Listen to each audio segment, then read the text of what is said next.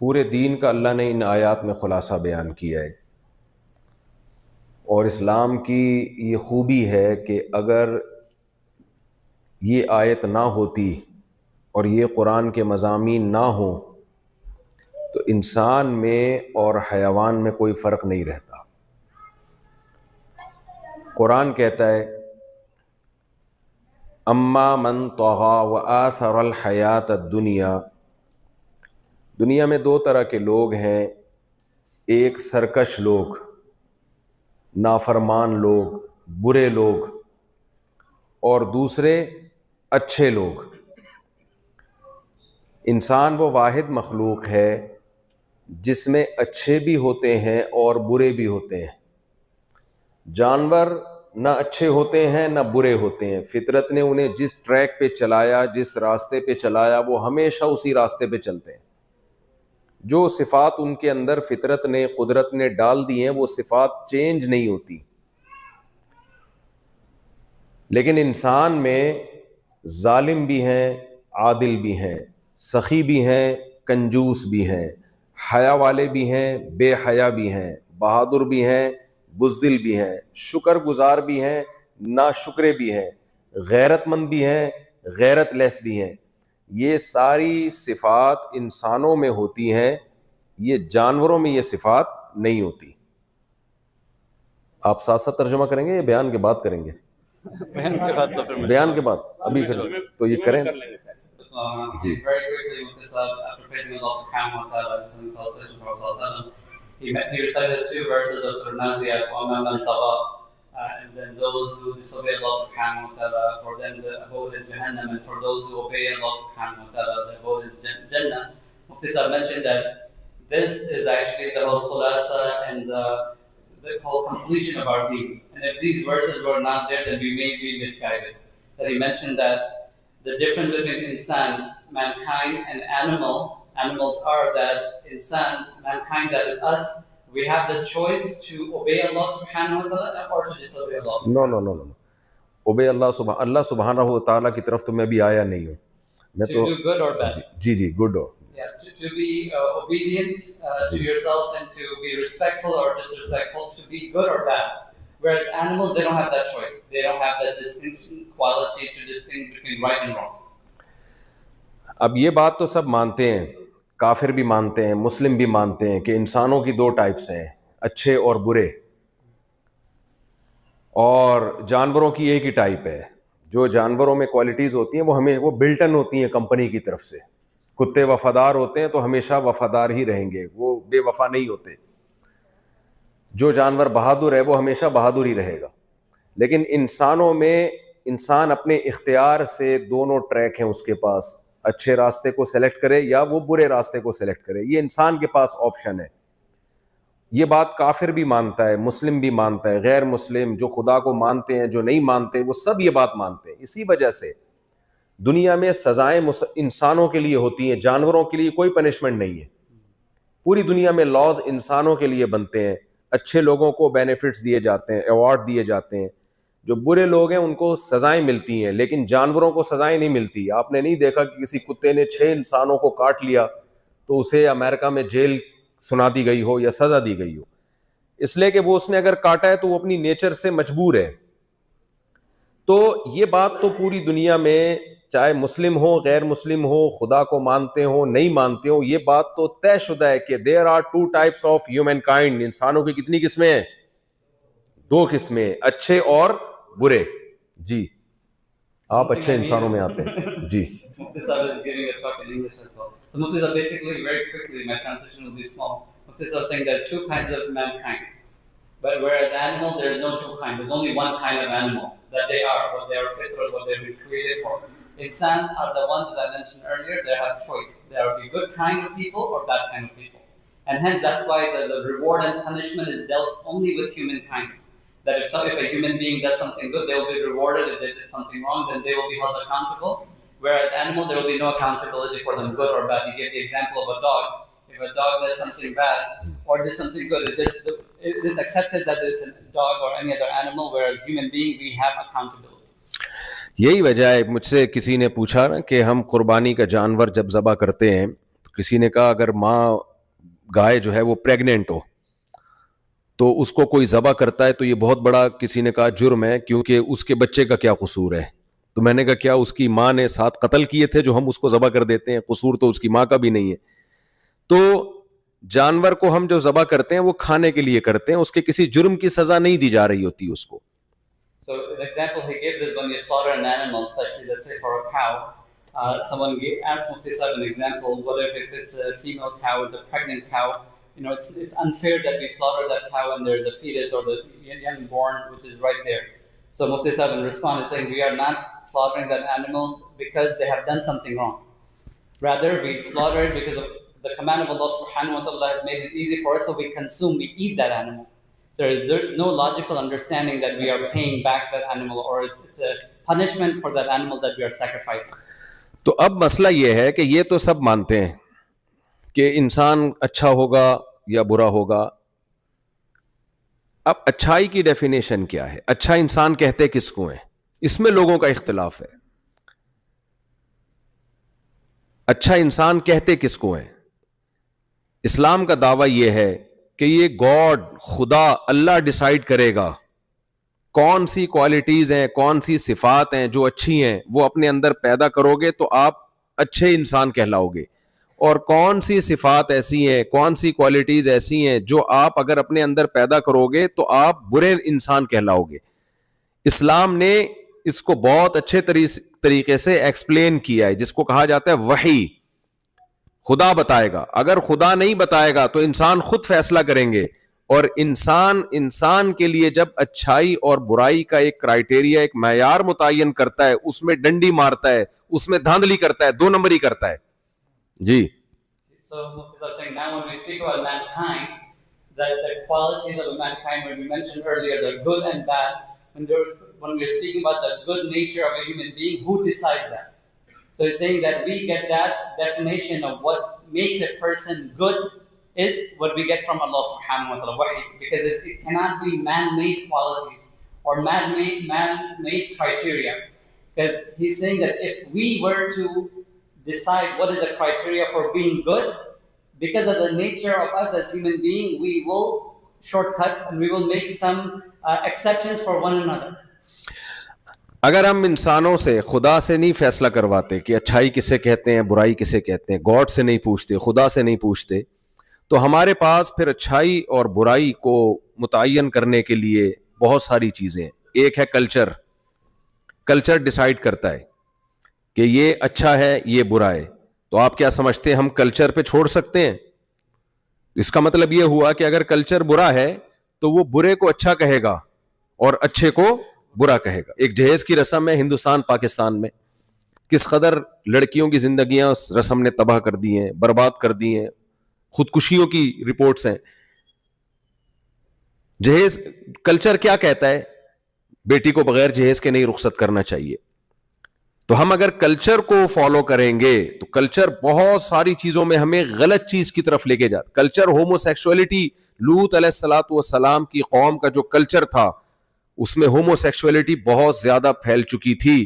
جب لوط علیہ السلام نے اپنی قوم کو سمجھایا کہ یہ برا ہے تو قوم نے کیا کہا, یہ ہمارا کلچر ہے, اگر آپ کو یہ پسند نہیں ہے تو آپ ہمارے علاقے کو چھوڑ دیں, آپ کو اس سوسائٹی میں رہنا پڑے گا تو اس کلچر کو فالو کرنا پڑے گا, اگر آپ کو یہ پسند نہیں آپ ہمارا علاقہ چھوڑ دیں. تو اس سے ہمیں پتہ چلتا ہے کہ ہم کلچر کو بیس نہیں بنا سکتے, کلچر کو بنیاد نہیں بنا سکتے کسی چیز کو اچھا یا برا کہنے میں.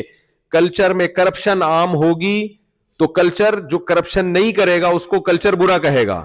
آپ نے دیکھا ہوگا لوگ کہتے ہیں نا یہ تو بھائی سبھی جھوٹ بولتے ہیں, سبھی 2 نمبری کرتے ہیں. تو سب کے کرنے سے, کلچر کے کرنے سے اچھی چیز بری اور بری چیز اچھی نہیں ہو جاتی. تو اس سے پتہ چلا ہمارے پاس کلچر کو فالو کرنا, یہ طے کرنے کے لیے کہ ہم کلچر سے ڈیسائیڈ کروائیں اچھا کیا ہے برا کیا ہے, یہ کوئی معقول طریقہ نہیں ہوگا. Mufti Sahib is not saying that the criterion of deciding what makes a person good are different factors. One of them is culture, a person's culture, what background they come from. He's saying if we take that as an example that defines a human being a good person, then that doesn't make sense. Why? Because in some culture things differ from one other culture. For example, in the subcontinent, from India, Pakistan, there is a culture when at the time of wedding, the girl's family would give them enough gifts, and that at some point it's required. But that culture doesn't make sense. It actually goes contrary to other cultures. So just because it's in the culture doesn't mean it's a good thing. Another some places there's a culture. Back in the time of Lut alayhi salam, the culture of homosexuality was predominant. But doesn't mean that just because in the culture we accept the values of that. And Mufti Sahib also mentioned in some culture they might say it's okay to lie. Everyone lies. So just because if a culture is bad doesn't mean that we adopt those qualities as a criteria for something to be good for a human being. So that he's saying that culture does not dictate the qualities for a good person. दूसरा, हमारे पास किसी चीज़ को पहचानने का रास्ता होता है अपने पेरेंट्स. इंसान अपने बाप दादा के दीन को फॉलो करता है, उनकी राय को फॉलो करता है. लेकिन अगर हम इसको बुनियाद बनाएं तो अगर बाप दादा खुद गलत रास्ते पर हुए, अवलौ काना आबाउहुम ला याक़िलून शैअन वला यहतदून, मुशरिकीन मक्का से जब कहा जाता था तुम अपने हाथों से पत्थरों को बनाते हो और फिर उनको खुदा कह के उनके सामने झुकते हो, अलहुम अर्जुलुन यमशून बिहा, क्या इनके पाँव हैं जिनसे ये चलते हैं, अम लहुम ऐदी यबतिशून बिहा, इनके हाथ हैं जिससे ये पकड़ते हैं, अम लहुम अयुन युबसिरून बिहा, इनकी आंखें हैं जिनसे ये देख सकते हैं. तो इनके पास तो जो पार्ट्स है ना उनमें देखने सुनने समझने की सलाहियत नहीं है, और तुम इनकी इबादत कर रहे हो हालांकि तुम्हारी आंखें देखती हैं, तुम इनसे अच्छे हो, इनसे ज्यादा ताकतवर हो, तो तुम ताकतवर हो के अपने हाथ से जिसको क्रिएट करते हो उसके सामने झुकते हो और इस अमल को अच्छा अमल कहते हो. तो वो कौम क्या जवाब देती थी, इन्ना वजदना आबाअना कज़ालिका यफ़अलून, हमने अपने अब्बा को भी ऐसे ही करता हुआ देखा, अपने दादा को भी, परदादा को भी, ये हमारी परंपरा है, ये हमारे बाप दादा का तरीका है. तो इससे हमें पता चला, अच्छा कुरान ने क्या कहा, अवलौ काना आबाउहुम ला याक़िलून शैअन वला यहतदून, अगर तुम्हारे पेरेंट्स से, तुम्हारे बाप दादा से गलती हो गई, अकल के खिलाफ काम किया, तो क्या फिर भी उनको फॉलो करोगे? इससे हमें पता चलता है कि हम माँ बाप भी क्राइटेरिया नहीं है इंसान को अच्छा और बुरा बनाने में. ये कोई तरीका नहीं है कि वो अपने बाप और अपनी माँ को फॉलो करे, अपने बाप दादा को फॉलो करे, अपने खानदान को फॉलो करे. तो ये दूसरा तरीका भी अच्छाई और बुराई को मुतय्यन करने का रिजेक्टेड. अकल कहती है ये तरीका ठीक नहीं है. The second criteria that some might think that how do we define the character of a good person would be that we follow our parents, our father, grandfather, and great-grandfather. Because in the Quran, the reference that Mufti Sahib gave is when someone asks, why are you worshipping these idols? They cannot even hold, they cannot do anything, they cannot listen, they cannot benefit you. The response of the mushrikeen was, this is how we saw our fathers and grandfathers doing. So Mufti Sahib is saying that also does not logically make sense because parents can make mistakes. And just by saying that a criteria for us being on the right track or having the quality of a good person is that we follow our parents does not make sense, because parents can make mistakes or they can make wrong choices, and that may a person is not definite that they would follow the choices of their parents.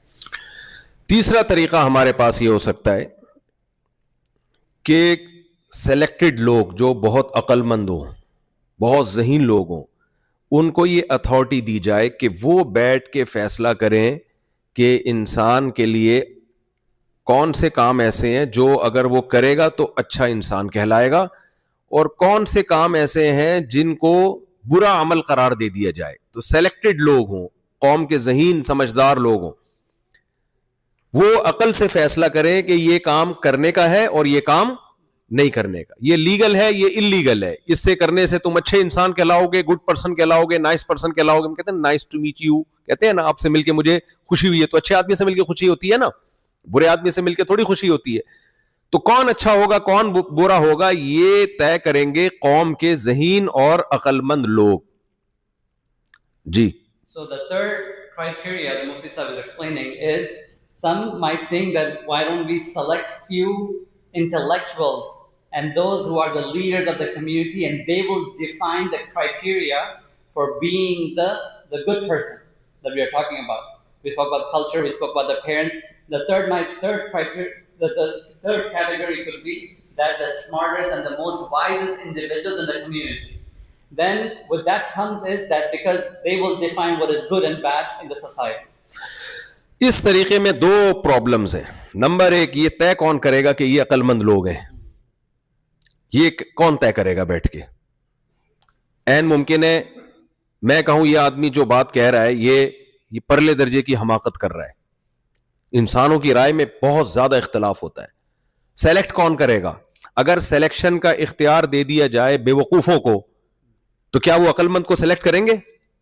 وہ ان کو select کریں گے جو ہمارے یہاں ملک میں بہت سے لوگ سلیکٹ, انڈیا اور پاکستان میں جو سلیکشن ہو رہی ہے وہ طے کریں گے اچھا کیا کرنے کا کام ہے اور کیا نہیں کرنے کا کام ہے.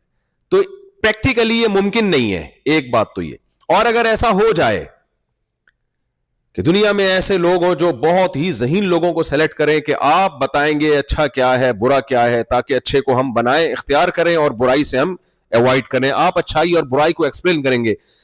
اول تو ایسا پریکٹیکلی ممکن نہیں ہے, اور اگر ممکن ہو بھی جائے تو انسان کے ساتھ اگر وہ عقل مند بھی ہے, خواہشات کی ایک سمندر ہے جو انسان کے ساتھ اللہ نے اٹیچ کر دیا ہے. بہت دفعہ ہماری عقل کہہ رہی ہوتی ہے کہ یہ غلط کام ہے, لیکن ہم اس کو غلط اس لیے نہیں کہتے کہ ہمیں خود وہ کام چھوڑنا پڑ جائے گا, اور انسان پھر وہاں اپنی خواہشات کے آگے ہتھیار ڈال دیتا ہے. تو اگر ہم نے چند ایسے سلیکٹڈ لوگوں کو منتخب کیا کہ آپ بتاؤ اچھا کیا ہے برا کیا ہے, تو اگر وہ فار ایگزامپل سب شراب پیتے ہیں تو وہ شراب کو کبھی بھی اللیگل قرار نہیں دیں گے, کیونکہ ان کو چھوڑنی پڑے گی, اور وہ شراب چھوڑ کے ان کا دماغ کام نہیں کرے گا, وہ کیسے شراب کو اللیگل قرار دیں گے؟ اگر ان سب کی گرل فرینڈ ہے اور وہ سب زنا کرتے ہیں تو کبھی بھی وہ زنا کو غلط ہونے کے باوجود بھی اللیگل اور برا قرار, آپ لوگ میرے سینٹنس کو مکمل کریں, وہ برا قرار نہیں دیں گے. اگر ان سب نے اپنے ابا اور اماں کو اولڈ ہاؤس میں جمع کرایا ہوا ہے تو وہ ابا اور اماں کو گھر میں رکھ کے ان کی خدمت کرنے کو اور ان کو اولڈ ہاؤس میں جمع کرانے کو اللیگل اور غیر قانونی قرار نہیں دیں گے. تو اس سے صاف پتہ چلتا ہے یہ اتھارٹی چند چیزوں میں تو انسان کے لیے ایکسپلین کر سکتا ہے اچھا کیا برا کیا ہے, لیکن 100% انسان کے پاس یہ اتھارٹی نہیں ہے کہ وہ ہمیں بتائے کہ تم نے کس چیز کو اچھا کہنا ہے اور کس چیز کو برا کہنا ہے. So in the third section or the criteria, the third one of where you select the leaders or the smart intellectual people, this is saying that there are two problems with it.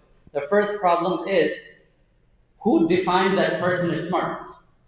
Like if you give an option to some people, those who are not intellectual themselves, and they all decide if they think this person is the smartest, yes, according to them, but it's not really a definite reason for everyone to agree that this person is smartest. So that's one issue, that no one will be very difficult for people to agree that this group of people are the smartest. Now, if for example they have selected a smart person, then he's saying that the nature of human being is such that we are surrounded with our desires. Allah has created us to be surrounded with our desires. So at some point we will fall short to fulfill the desire. The example the Mufti Sahib gave is, for example, that if a person or the group of those leaders, they like to drink alcohol. So they will, even though it's wrong, they might think, because they're smart, they might think that it's wrong, but they will not say it's wrong because they like it themselves, because the desires are connected with human beings. Going back again, it is not a good criteria to select a group of leaders to make a decision on what is right and wrong for human beings. تو اب میرے اور آپ کے پاس سوائے اس کے کہ جس نے ہمیں بنایا ہے, جسے اللہ کہا جاتا ہے, جسے گاڈ کہتے ہیں, جسے خدا کہتے ہیں, جسے کریٹر کہتے ہیں, جس نے بنایا ہے, ہمارے پاس اس کے علاوہ کوئی آپشن نہیں ہے کہ ہم اس سے پوچھیں کہ صحیح کیا ہے اور غلط کیا ہے.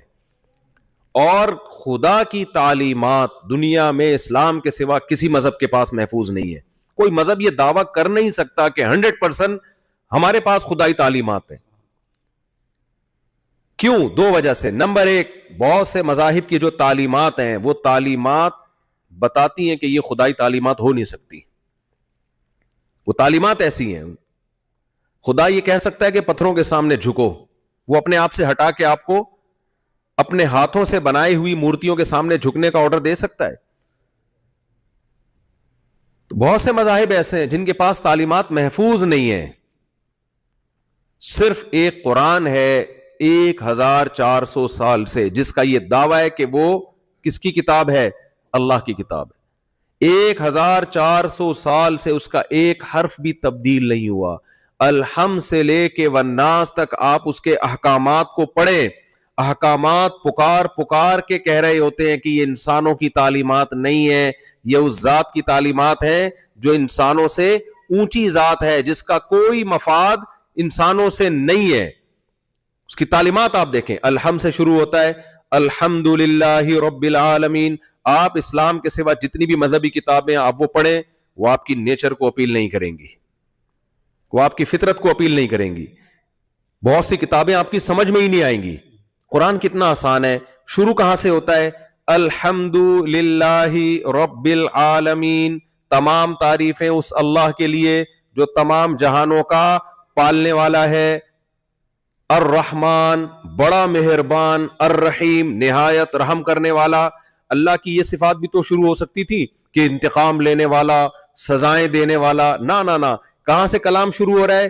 بڑا مہربان, نہایت رحم کرنے والا. مالکی یوم الدین, جیسے دنیا کا مالک ہے ایسے ہی ایک دن حساب و کتاب کا آئے گا, اس کا بھی مالک ہے. ایاک نعبد, اے اللہ ہم صرف تیری عبادت کرتے ہیں. وایاک نستعین, اور صرف تجھ ہی سے مدد طلب کرتے ہیں. بتاؤ دنیا میں کوئی کسی مذہب کی تعلیمات ہو اور کوئی مذہبی کتاب ہو, اس کے مضمون میں اتنی کلیئرٹی ہو اور اتنے صاف ستھرے 2 اور 2 4 کی طرح انسانی نیچر کو اپیل کرنے والے کوئی نہیں ہے اسلام کے سوا. تو جب کوئی ہے ہی نہیں, کوئی بتانے والا ہی نہیں ہے, کوئی مقابلے میں ہے ہی نہیں, تو میرے اور آپ کے پاس پھر یہ سیکھنے کے لیے کہ اچھا کیا ہے برا کیا, اسلام کے علاوہ کوئی آپشن بچتا نہیں ہے. اب تعلیمات دیکھیں قرآن مجید کی. قرآن سے ہم پوچھتے ہیں کہ زنا لیگل ہے یا انلیگل؟ قرآن کہتا ہے لا تقربوا الزنا, زنا کے قریب بھی مت پھٹکو. انہ کان فاحشۃ, یہ بہت بڑی بے حیائی ہے.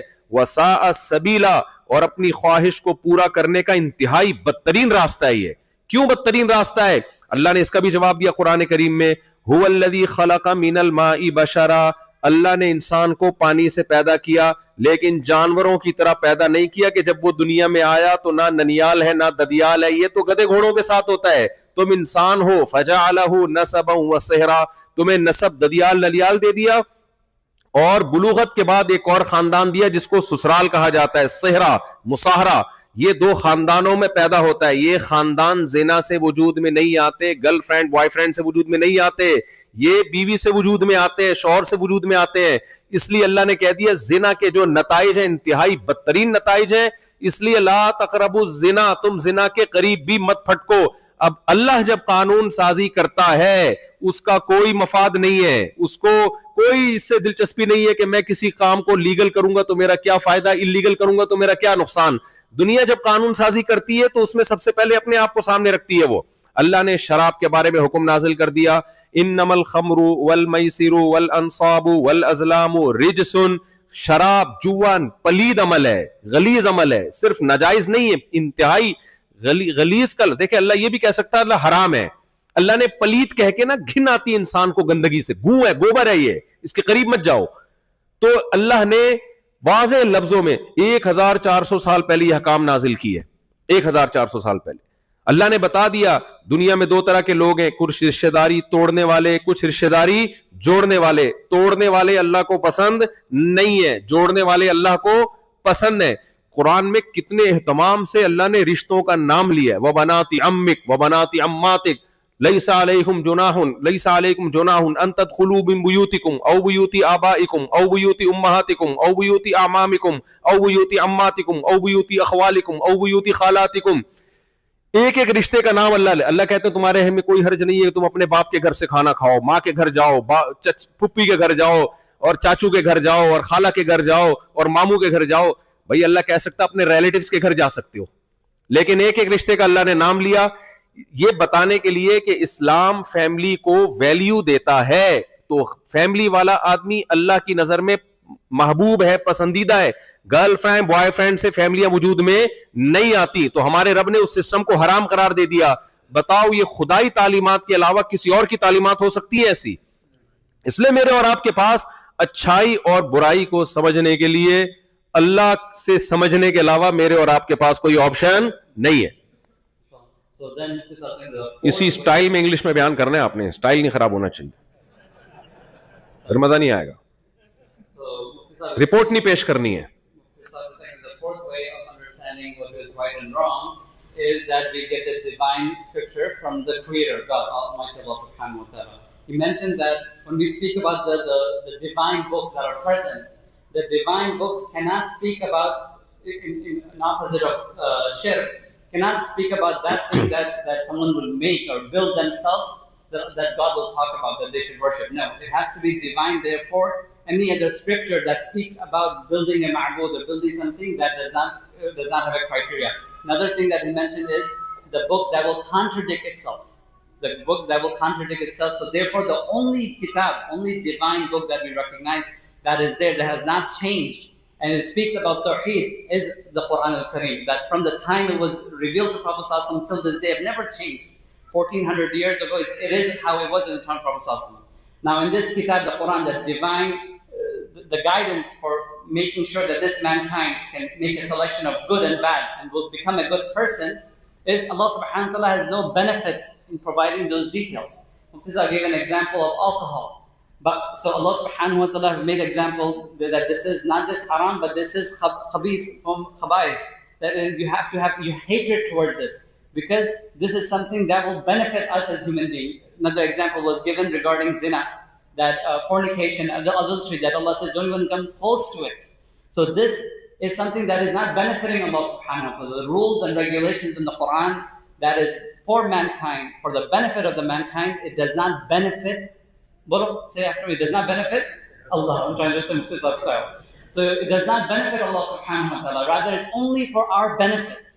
Right? The third example that Mufti Sahib gave is that any other aspect in the Quran that is mentioned, it's for our benefit, and hence this is the guidance that Allah has kept for us, and no other kitab, there is no other guidance that has came down that would provide this. So we have to, my dear brothers and sisters, accept this as a divine command from Allah subhanahu wa ta'ala that will benefit us and will provide us the criteria of being good, and also provides the criteria of being bad, so that we can make the right choices.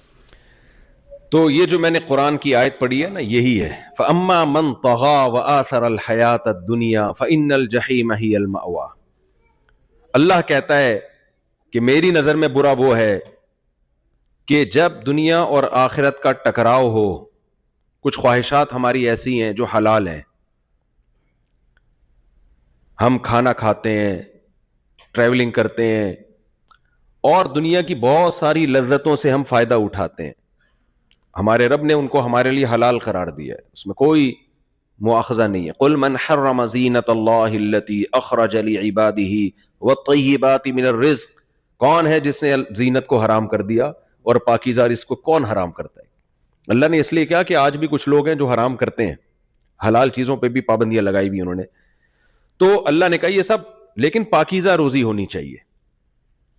لیکن کچھ چیزیں ایسی ہیں کہ اگر ہم ان اپنی خواہشات کی طرف جاتے ہیں تو اس میں آخرت میں اللہ کہتا ہے تم اپنا نقصان کر رہے ہو. تو جب ایسا ٹکراؤ ہوگا کہ دنیا اور آخرت کا ٹکراؤ ہوگا, تو جس نے دنیا کو سامنے رکھا اور آخرت کو خراب کر دیا, اس نے, آپ کا زنا کرنے کا دل چاہتا ہے لیکن یہ وہ خواہش ہے جس سے آخرت برباد ہوتی ہے. آپ چوری کا مال کھاتے ہو, یہ وہ خواہش ہے جس سے آخرت برباد ہوتی ہے. آپ شراب پیتے ہو, آپ کی خواہش پوری ہو رہی ہے لیکن وہ خواہش ہے جس سے آخرت خراب ہو رہی ہے. تو اللہ کہتا ہے جس نے دنیا کو ترجیح دی اور آخرت کو برباد کر دیا, تو آخرت میں میرے پاس اس کے لیے کوئی ٹھکانہ نہیں ہے. فَإِنَّ الْجَحِيمَ هِيَ الْمَأْوَى. جہنم کی آگ اس کا ٹھکانہ ہے. وَأَمَّا مَنْ خَافَ مَقَامَ رَبِّهِ وَنَهَى النَّفْسَ عَنِ الْهَوَىٰ. اور جو اپنے رب کے سامنے کھڑے ہونے سے ڈر گیا, اس کو احساس ہوا کہ جو کچھ میں کر رہا ہوں کل اللہ کے سامنے مجھے اس کا حساب دینا ہے, اور کتنا خوف پیدا ہوا اس کے اندر. وَنَهَى النَّفْسَ عَنِ الْهَوَىٰ. الف لام عہد کا یہاں پہ, بری خواہشات سے اپنے آپ کو روک لیا اس نے. خواہشات سے نہیں بلکہ کس سے؟ بری خواہشات سے. الہوا مخصوص قسم کی خواہشات. وہ بری کا مطلب کون سی بری؟ جس کو خدا نے برا کہا ہے. ہو سکتا ہے انسان اس کو برا نہ کہتے ہوں, لیکن اللہ نے اس کو کیا کہا ہے؟ برائی کہا ہے. تو جس نے اپنے آپ کو ان بری خواہشات سے روک لیا, فَإِنَّ الْجَنَّةَ هِيَ الْمَأْوَىٰ. اللہ کہتے ہیں میں ایک دن آئے گا, مردوں کو دوبارہ زندہ کروں گا, حساب و کتاب کروں گا.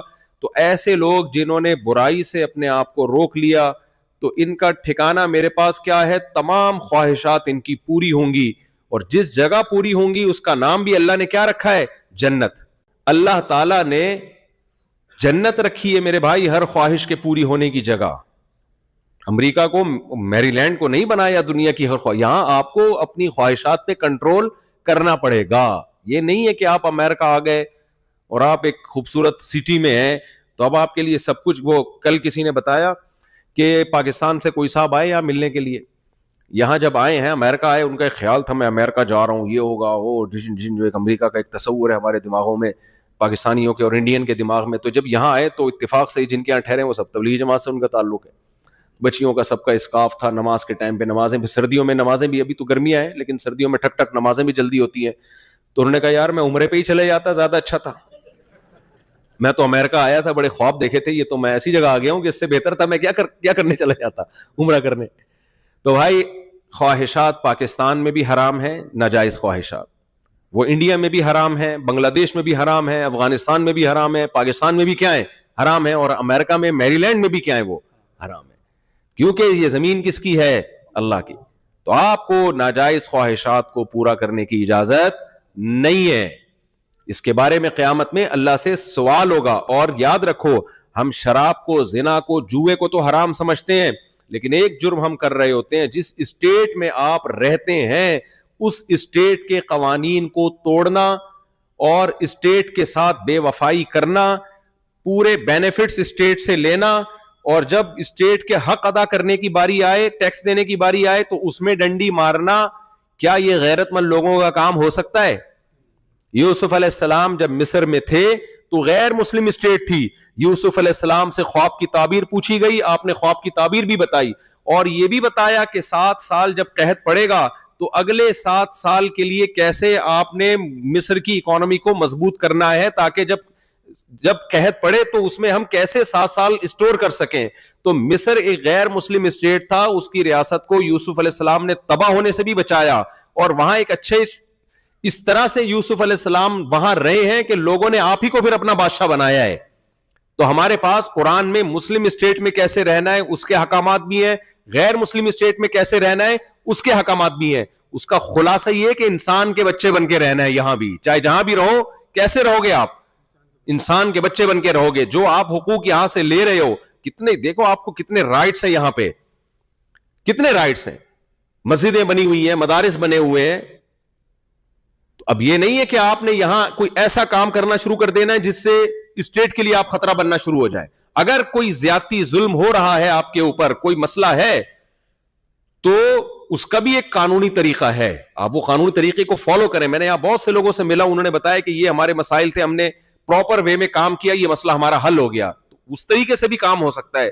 تو کوئی بھی ایسے شدت پسند عناصر جو یہاں آ کے آپ میں توڑ پیدا کرنے کی کوشش کریں, یا آپ کے لیے کوئی ایسے مسائل کھڑا کر دیں کہ یہاں کی گورنمنٹ پھر آپ کے خلاف ہو جائے اور پھر آپ کے مساجد اور مدارس پہ پابندیاں لگنا شروع ہو جائے, ایسے کام سے آپ نے بہت دور بھاگنا ہے.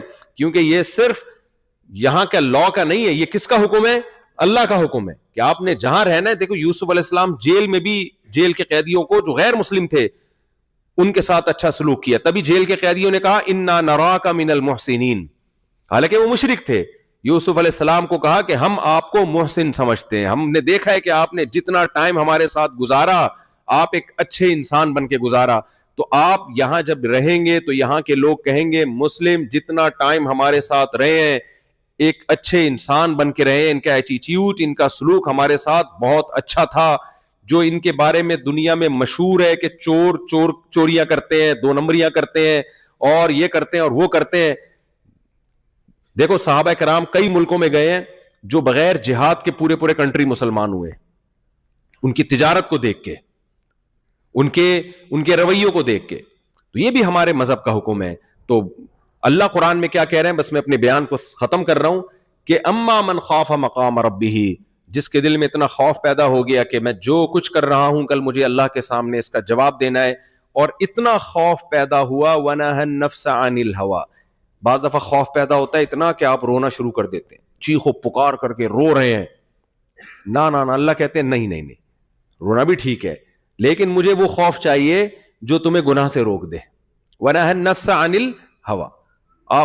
ہم دیکھتے ہیں اعتکاف میں ہمارے یہاں لوگ بیٹھتے ہیں نا, پاکستان انڈیا میں مسجدوں میں 27ویں رات کو بہت دعائیں ہو رہی ہوتی ہیں, رو رو کے ہاں ایسے زبردست, اور اگلے دن فلم دیکھنے کا ارادہ ہوتا ہے عید کے دن جو نئی فلم آئے گی سینما گھر میں وہ چل دیں گے سب دیکھنے کے لیے. تو روتے رہو بیٹھ کے بھائی, رونے پر گورنمنٹ کی طرف سے کوئی پابندی نہیں ہے. تو اس لیے اللہ نے یہ نہیں کہا کہ جو اللہ سے اتنا ڈرا کہ سارا دن روتا رہا, وہ رونا تو ایک علامت ہے, اچھی بات ہے اللہ کے خوف سے رونا, لیکن اللہ نے کہا مجھے کون سا رونا چاہیے, وَنَهَى النَّفْسَ عَنِ الْهَوَىٰ, کہ اپنے آپ کو بری خواہشات سے وہ روک لے. تو اللہ کہتے ہیں فَإِنَّ الْجَنَّةَ هِيَ الْمَأْوَىٰ, یہاں تو اللہ نے کہا آخرت میں اس کو جنت دوں گا, لیکن دوسری جگہ پہ اللہ نے کہا فَلَنُحْيِيَنَّهُ حَيَاةً طَيِّبَةً, دنیا میں بھی بہترین زندگی اسی کو ملے گی جو برائیوں سے بچتا ہے. ایک شاعر کے اس کلام پہ میں اپنی بات کو ختم کرتا ہوں. رنگ رلیوں پہ زمانے کی نہ جانا اے دل, یہ خزاں ہے جو بانداز بہار آئی ہے. شراب, زنا اور یہ جو اخلاقی برائیاں ہیں یہ وقتی طور پر بڑی اٹریکٹیو ہوتی ہیں, لیکن خدا کی قسم انسان کو انسانیت سے دور کر دیتی ہیں, انسان کی زندگی کا سکون چھین لیتی ہیں, اس کی پاکیزہ زندگی نہیں رہتی. میلا کچیلا آدمی سکون میں نہیں ہوتا, سکون میں ہمیشہ نہایا دھویا ہوا صاف ستھرا آدمی ہوتا ہے. تو میل صرف جسمانی نہیں ہوتا, اعمال کا بھی میل ہوتا ہے, اعمال کی بھی گندگی اور غلاظت ہوتی ہے جس سے آپ کا دل گندا اور پلید ہو جاتا ہے. تو جب اعمال جو انسان توبہ کرتا ہے اور برائیوں کو چھوڑتا ہے تو وہ اندر سے کیا ہو جاتا ہے, ایسے جیسے نہا کے غسل کیا اس نے. تو اللہ اس کو دنیا میں بھی پاکیزہ زندگی دیں گے اور آخرت میں بھی پاکیزہ زندگی دیں گے. So Mufti Sahib is concluding that spoke about the four criterias. And the fourth one is where Allah subhanahu wa ta'ala's wahi will dictate what a person, how can a person become right or wrong, how they can choose a right and wrong.